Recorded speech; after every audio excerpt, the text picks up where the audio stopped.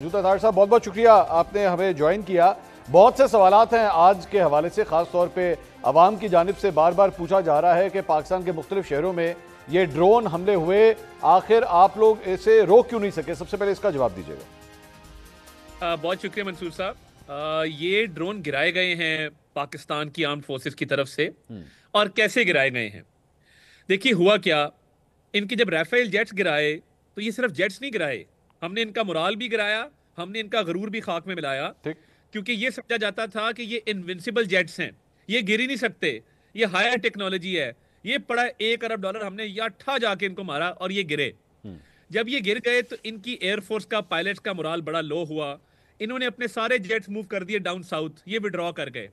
इन्होंने strategy change की, ये आ गए अनमैन्ड ड्रोन्स की तरफ कि जिसमें इंसान ना हो, पायलट ना हो, क्योंकि पायलट्स का मोराल तो खाक में मिल चुका था। ठीक। अब जब ये ड्रोन्स आए हैं, ये ड्रोन्स का ये राफेल है, ये आपको समझना पड़ेगा। ठीक।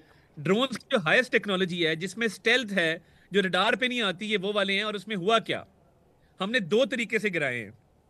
कोई मेजर कैजुअलिटी नहीं हुई, कोई मेजर डैमेज नहीं हुआ। जो ये चाहते थे कि ये शहरों पे आके गिरें और यहाँ पे धमाके हों और काउंटलेस कैजुअलिटीज हों, वो नहीं हुआ। क्यों? हमने एक तो इनका सिस्टम जैम करके इनको गिराया है कि इनका सिग्नल ही जैम हो गया, इनकी कम्युनिकेशन सिग्नल जैम हो गया, ये गिर पड़े। नंबर 1।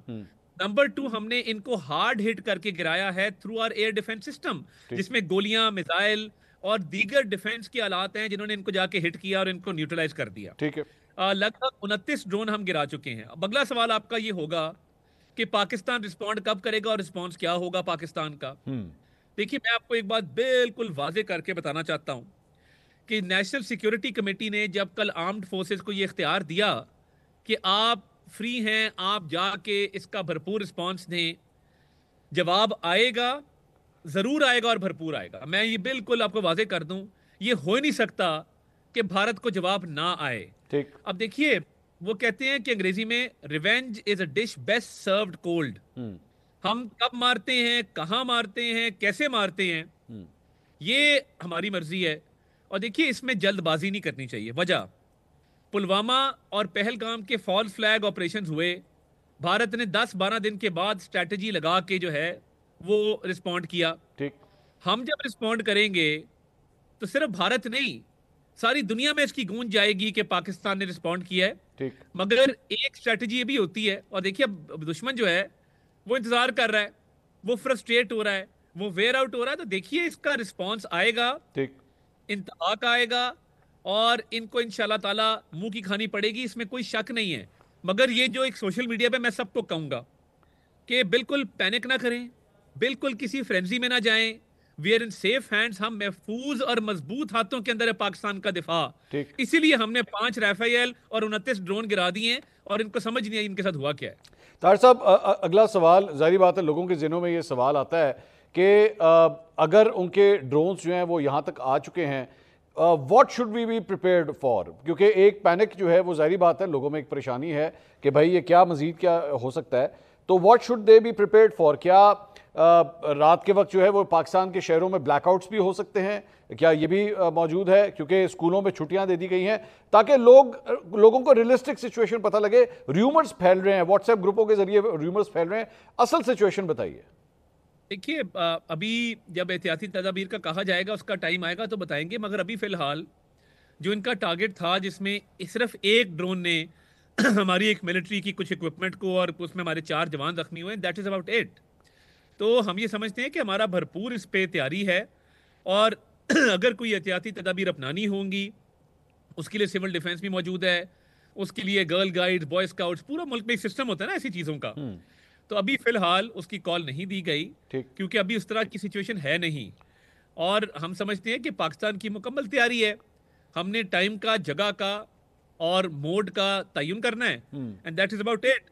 तो ये जो 5 राफेल 29 ड्रोन है, ये तो मंसूर साहब हमारी वॉर ट्रॉफीज हैं। आपके मेरे बच्चे जब म्यूजियम में जाया करेंगे, मिलिट्री म्यूजियम लाहौर में, तो ये लगी हुआ करेंगी वहां पे एयरपोर्ट के पास, और देखेंगे कि जी ये वो वक्त है जब मई के अंदर भारत ने बुज़दिलाना हमला किया था, ये हमने गिराया था, ये पड़े हुए हैं यहाँ। अगला सवाल, क्योंकि आज इंडिया की एक्सटर्नल अफेयर्स मिनिस्ट्री ने इसके ऊपर एक प्रेस कॉन्फ्रेंस की है और उन्होंने कहा कि जनाब पाकिस्तान की जानिब से जो है वो हमले किए गए पंजाब के मुख्तलिफ शहरों की तरफ, जिसको जाहिर बात है हमने आज डिनाई किया है, DGISPR की जानिब से जो है वो बड़ा स्ट्रांगली इसको डिनाई किया गया है।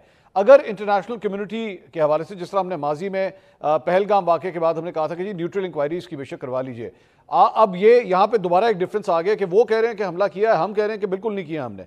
इसकी भी न्यूट्रल इन्वेस्टिगेशन के लिए आप तैयार हैं?